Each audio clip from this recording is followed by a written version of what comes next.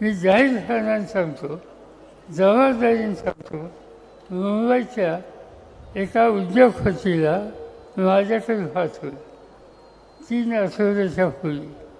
ते उद्योगपती माझ्याकडे आले. म्हणजे काय काढलं नाही, म्हणजे महसूल मंत्र्यांची विनंती आहे. म्हणजे महसूल मंत्र्यांची विनंती तुमचा काय संबंध नाही? थोडे आमचे संबंध त्यांचे असतात. त्यांनी एक मला विनंती केली की काही करून पवारसाहेबांच्याकडे जा आणि पवारसाहेबांना सांगा की निलेश लंके सोडून दुसरा कुणी उमेदवार द्या. ही विनंती मला स्वतः केली.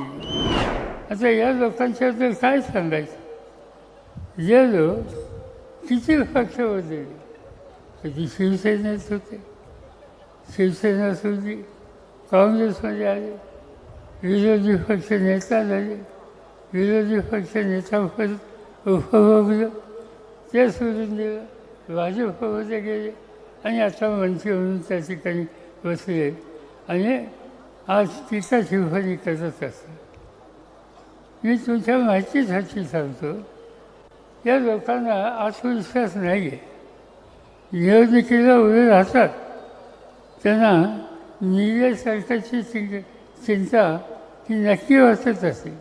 मी जाहीरपणाने सांगतो, जबाबदारीने सांगतो, मुंबईच्या एका उद्योगपतीला माझ्याकडे पाठवलं 3 आठवड्याच्या पूर्वी. ते उद्योगपती माझ्याकडे आले. म्हणजे काय काढलं नाही, म्हणजे महसूल मंत्र्यांची विनंती आहे. म्हणजे महसूल मंत्र्यांची विनंती तुमचा काय संबंध नाही? थोडे आमचे संबंध त्यांचे असतात. त्यांनी एक मला विनंती केली की काही करून पवारसाहेबांच्याकडे जा आणि पवारसाहेबांना सांगा की निलेश लंके सोडून दुसरा कुणी उमेदवार द्या. ही विनंती मला स्वतः केली.